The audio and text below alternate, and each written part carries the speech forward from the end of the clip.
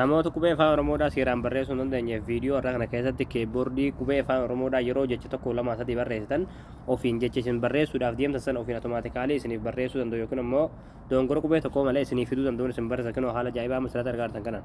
egaa daawwatan kiyya waan kana kan baay'een argeetti faatu viidiyoo kan daakshii gochuun nafaa duraan hordofa hayyee daawwatan kiyya kiiboordii kana gabbuufachuudhaaf as Google Chrome keessatti galtanii achi booda bakka sarjii kana tokko kiliin gootu achi booda bakka sarjii kana irratti gola oromiyaatti ni barreessanii gola oromiyaa achi booda gola oromiyaa kajuu jala irratti ni baas irratti tokko kiliin gootu ammallee asirratti gola oromiyaa kajuu irratti tokko kiliin gootu ammallee haala kana sitti fidaa osoo ta'e foon sarchii irratti tokko kiliin gootu bakka sarchii irratti qubee faa maa barreessa achi booda sarchii fuuldura kan kilikoo sarchii gootu achi booda haala kana suuraa kana fidaa suuraa kana irratti tokko kiliin gootu achi booda aappii gabbuufachuudhaaf sirra olsaa gaddeemsa olsaa maddeemsa mormaati achi booda dhumarratti qalama diimaadhaan kan barraa aappii as tuqaa buufadhaa kajuu jalatti daawulood hojii turte daawulood kan tuttaniiti aappii kana biloo keessatti gabbuufattanii hayyee daawwatan kiyya aappii gabbuufatanii gargaltanii aappiin kun haala kanaa banamaa asirratti tokko kiliin gootanii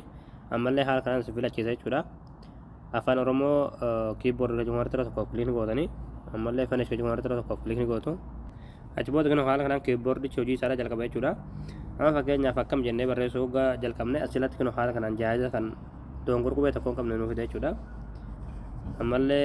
fayyaa hojii barbaanne akka qubee lamaa sadii barreessine akkanatti haala nuuf haala kanaan isiniif fida jechuudha dongor qubee tokko malee saffisaanis namaaf waan tokko barreessuudhaaf barreeffama dheeraa tokko jechuudha baay'ee bareedaa kan ta'e hundi keessanuu gabbuufadhaatti itti fayyadaman.